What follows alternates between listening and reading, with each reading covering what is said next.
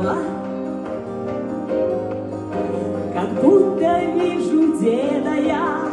Он ордена наденет и скажет: победили мы тогда.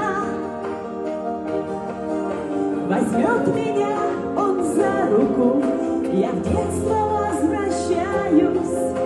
Шагаем по аллее мы домой. Прошло с тех пор немало лет, я помнить обещаю. Ты навсегда, дедуля, мой герой.